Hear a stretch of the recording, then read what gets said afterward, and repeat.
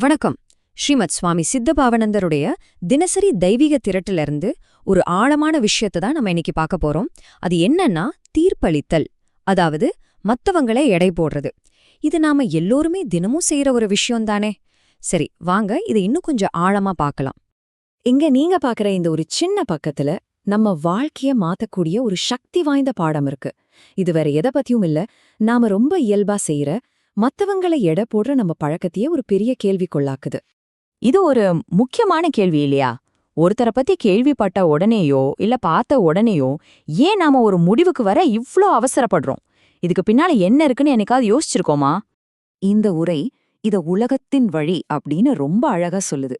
அதாவது இது மனுஷங்களோட ஒரு பொதுமான குணம். ஒருத்தரை பார்த்த உடனே இவர் நல்லவர், இவர் கெட்டவர்னு பிரிச்சு பார்க்கறது நமக்கு ரொம்ப சுலபமா இருக்கு. இதுதான் உலக வழக்கம். ஆனா இங்கதான் அசல் சிக்கலே ஆரம்பிக்குது. இந்த மாதிரி மேலோட்டமா நாம கொடுக்கற தீர்ப்புகள் உண்மையில நம்மளோட சொந்த வளர்ச்சிக்கு தடையா இருக்கு. இந்த உரை எச்சரிக்கிற மாதிரி இது நம்மளோட அரிது முதிர்ச்சியை தடுக்குது. அப்போ இதுக்கு மாற்று என்ன? இந்த உரை நம்மள இன்னும் கொஞ்சம் ஆழமா பார்க்க சொல்லுது.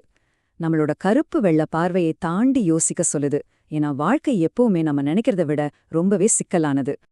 இந்த வரிய பாருங்க, இதுதான் இந்த முழு பகுப்பாய்வோட மையம்னே சொல்லலாம். யாரும் முழுசா நல்லவங்களும் இல்ல, முழுசா கெட்டவங்களும் இல்ல. இது நம்மளோட எளிமையான சிந்தனை முறையை உடைக்குது. ஒவ்வொரு மனுஷனுக்குள்ளேயும் நல்லது கெட்டதுன்னு பல பரிமாணங்கள் இருக்கு. சரி, ஒருவேளை நாம ஒருத்தரை எடை போடுறோம்னு வச்சுப்போம். அவங்கள பத்தி நமக்கு உண்மையிலேயே எவ்வளவு தெரியும்? நம்ம தீர்ப்புகளுக்கு ஆதாரம் என்ன? அடுத்த ஸ்லைட்ல வர்ற ஒரே ஒரு வார்த்தை நம்ம அறிவு எவ்வளவு குறைவானதுன்னு முகத்துல அரைஞ்ச மாதிரி சொல்ல போகுது. ஆமா, அற்பமானது. இந்த ஒரு வார்த்தையோட ஆழத்தை பாருங்க. மத்தவங்கள பத்தி நமக்கு தெரிஞ்சதெல்லாம் ரொம்ப ரொம்ப குறைவு. அந்த அற்பமான தகவலை வச்சுக்கிட்டு நாம எப்படி ஒருத்தரை பத்தி முழுமையான தீர்ப்பை கொடுக்க முடியும்?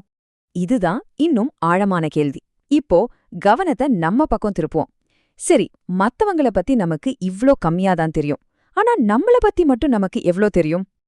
இந்த உரை ஒரு ஆச்சரியமான உண்மையை சொல்லுது. அது என்னன்னா, யாருமே தன்னை முழுசா தெரிஞ்சுக்கிட்டது இல்லையாம். நம்மள பத்தியே நமக்கு முழுசா தெரியாதப்போ மத்தவங்கள பத்தி நம்ம தீர்ப்பு சொல்றது எவ்ளோ பெரிய அறியாம. இப்ப யோசிச்சு பாருங்க, நம்மகிட்ட முழுமையான தகவல் இல்ல, நம்மள பத்தியே முழுமையான புரிதலும் இல்ல. இந்த நிலையில இருந்து நாம ஒரு தீர்ப்ப சொல்லும்போது அதோட உண்மையான விளைவு என்னவா இருக்கும்? இந்த ஒப்பீடு இது ரொம்ப தெளிவா விளக்குது பாருங்க. நாம என்ன நினைக்கிறோம்? மத்தவங்கள மதிப்பிடுறோம்னு நினைக்கிறோம். ஆனா உண்மையில என்ன நடக்குது? நம்மளோட சொந்த அறியாமையையும் குறுகிய பார்வையையும் நம்ம வரம்புகளையும் தான் இந்த உலகத்துக்கு வெளிச்சம் போட்டு காட்டுறோம். சுருக்கமா சொல்லணும்னா, நாம மத்தவங்கள நோக்கி நீட்டுற ஒவ்வொரு விரலும் நமக்கே ஒரு கண்ணாடியா மாறிடுது. நம்ம தீர்ப்புகள் அவங்கள பத்தி சொல்றதை விட நம்மள பத்தி தான் அதிகமா சொல்லுது. சரி, பிரச்சனை இதுதான்னா இதுக்கான தீர்வு என்ன? இந்த உரை ஞானிகளோட பாதையா எதை காட்டுது? வாங்க அடுத்ததா அதை பார்க்கலாம். தீர்வு ரொம்ப எளிமையானது, ஆனா ரொம்ப சக்தி வாய்ந்தது. ஞானிகள் எல்லார்கிட்டயும் நட்பா இருப்பாங்க. 2வது, அவங்க யாரையும் மதிப்பிடவோ தீர்ப்பளிக்கவோ முயற்சி பண்றதே இல்ல.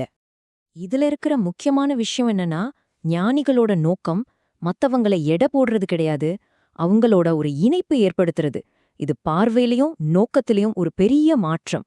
நம்ம இதுவரைக்கும் பார்த்த எல்லா கருத்துக்களையும் இணைக்கிற மாதிரி இந்த உரை மகாபாரதத்திலிருந்து ஒரு முக்கியமான மேற்கோளோட முடியுது. இதுதான் இந்த பகுப்பாய்வோட உச்சக்கட்டம்னு சொல்லலாம். இது எவ்வளவு ஆழமான ஒரு கருத்து பாருங்க. நாம மத்தவங்கள பத்தி சொல்ற ஒவ்வொரு தீர்ப்பும் அவங்களோட குணத்தை இல்ல, நம்மளோட ஞான நிலை, அதாவது நம்மளோட முதிர்ச்சி எந்த அளவுல இருக்குங்கிறது தான் காட்டுதான். இந்த அலசலோட இறுதியில உங்ககிட்ட இந்த கேள்வியை நான் விட்டுட்டு போறேன். இனிமே நீங்க ஒருத்தரை எடை போடும்போது ஒரு நிமிஷம் யோசிங்க. உங்க தீர்ப்புகள் மூலமா நீங்க உங்கள பத்தி இந்த உலகத்துக்கு என்ன சொல்ல விரும்புறீங்க? யோசிப்பீங்க தானே?